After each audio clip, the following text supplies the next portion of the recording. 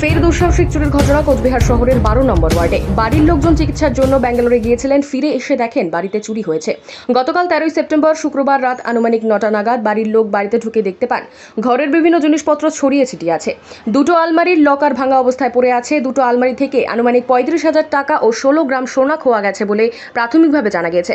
পরিবারের পক্ষ থেকে কোচবিহার কোতোয়ালি থানায় অভিযোগ দায়ের করা হয়েছে। সেই অভিযোগের ভিত্তিতে পুলিশ তদন্ত শুরু করেছে। পরিবারের তরফে জানানো হয়েছে, জানলার গ্রিল ভেঙে প্রবেশ করেছে চোরের দল বলে অনুমান করা হচ্ছে। এই খবর জানাজানি হতেই এলাকায় চাঞ্চল্য সৃষ্টি হয়েছে। যথারীতি ছিলাম না বাড়িতে, চিকিৎসার জন্য বাইরে যাওয়া হয়েছিল। ফিরে দেখছি ঘরের ভেতরে লুটপাট হয়েছে, ভাঙচুর হয়েছে। যতদূর সন্দেহ করা যাচ্ছে, ওরা আমাদের ওপরে ছাদের ঘর দিয়ে এক্সস্টার ফ্যান ভেঙে সেখান দিয়ে লোকজন ঢুকিয়ে এই হামলাটা করেছে। এবং আমরা আমাদের ভেতরের ঘরের দরজা ড্রয়িং রুমেরটা ওরা ভাঙতে পারেনি। ওরা আমাদের একটা জানলার